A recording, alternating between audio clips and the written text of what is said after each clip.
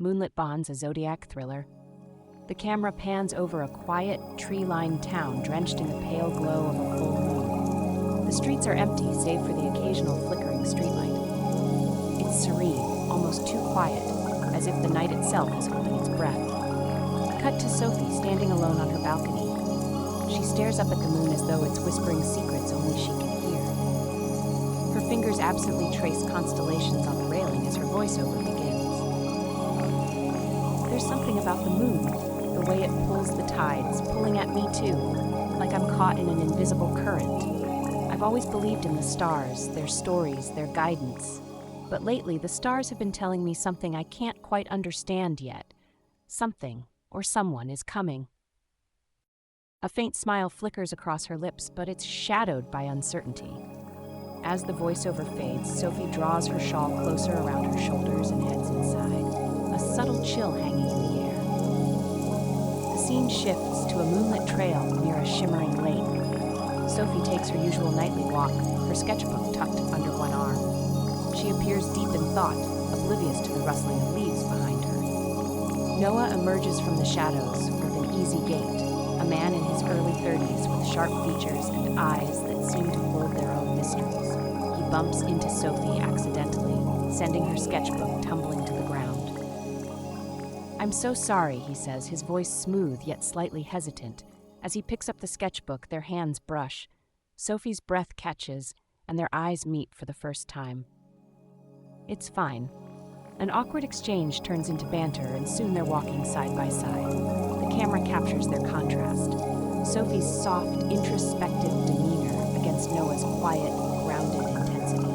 As they talk, the moon seems to hover precariously large in the background, bathing them in its glow. Montages follow, moments that build their relationship piece by piece. A dinner at a candlelit cafe, quiet laughter under the stars, the two of them sharing childhood stories on a picnic one day. We see their shared love for the night sky.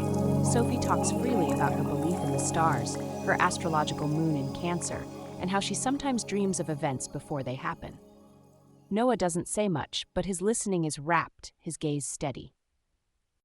"You probably think I'm silly, always looking for meaning in the stars," Sophie says with a nervous smile during one of their walks. "No," Noah replies, his voice soft.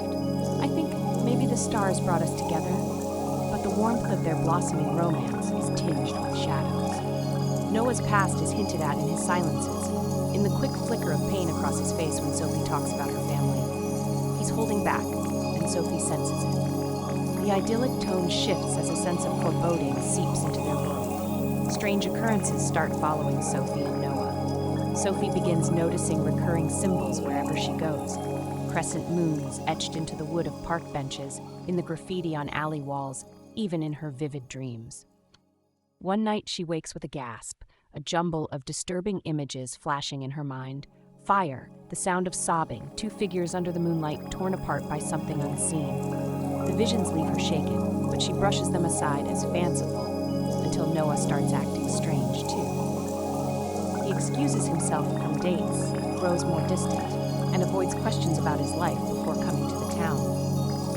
Sophie's intuition screams that something is wrong. She begins seeing a pattern in the timing of their encounters, all seeming to coincide with phases of the moon. Desperate for answers, Sophie visits her elderly neighbor, Claire, a local astrologer and mystic.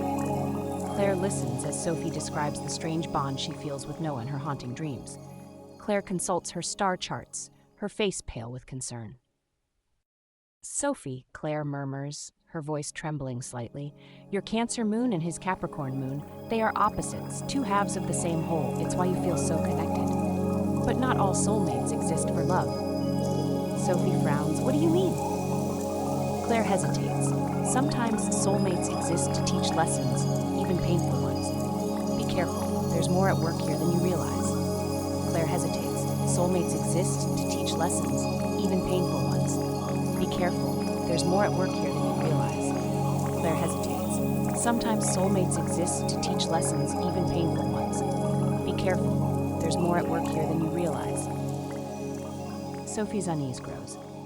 Determined to confront the growing tension, Sophie delves into research. she finds a series of old newspapers in the local library archives. Her heart races when she stumbles upon a tragic story from decades ago. A couple, deeply in love, who disappeared under mysterious circumstances during a full moon by the same lake where Sophie and Noah first met. Further digging reveals that one of the missing people shares Noah's last name. Her instinct refuses to dismiss it as coincidence. That evening, Sophie confronts Noah. The tension is palpable as she lays her findings before him. "Tell me the truth," she demands, her voice shaky. "Who are you really? Why did you come here?" After a long pause, Noah finally speaks. His voice is heavy with the weight of secrets. "I didn't want you to find out this way," he begins. Noah explains how his family has always been tied to this town and to tragedies connected to the moon. His ancestors were the couple Sophie read about, claimed by a curse that has bound certain souls to each other, only to be torn apart lifetime after lifetime. Both Noah and Sophie are caught in this cycle, their meeting no accident, but part of a cosmic design neither can control. Sophie refuses to accept the curse as their fate. There has to be a way to stop this, she insists. Noah, however, looks defeated, his Capricorn moon grounding him in bleak realism. Under a blood moon, Sophie experiences her most vivid vision yet. This time, she sees the entire chain of events. Herself and Noah across lifetimes, always brought together by love, always torn apart by inexorable fate. "This can't be all we're meant for," Sophie whispers to Noah, her eyes brimming with tears as the vision fades. "We can fight this, can't we?" As the full moon looms once more, Sophie and Noah face the ultimate choice. Should they break the bond they've cherished to escape the curse, or do they hold on to their love, no matter the cost? In a heart-wrenching final scene, the two stand together under the moonlight, holding hands. The camera pans out, their figures silhouetted as the moon casts its ethereal glow. "No matter what happens," Sophie says, her voice trembling but resolute, "our love is real. No curse can take that away." Noah pulls her close. "Then let's face whatever comes, together." As the first rays of sunlight pierce through the darkness, the moon sets, leaving their fate ambiguous. Did they shatter the curse? Or are they yet another chapter in the endless celestial cycle? The camera lingers on their profiles, their love etched against the light of a new dawn. The screen fades to black with a final voiceover from Sophie. "Perhaps the stars don't dictate our destiny. Perhaps they simply remind us of the choices we're brave enough to make." Please help our channel grow by like, subscribe, and share with your friends and family. There is also a link in the description for a free moon reading. Please check it out.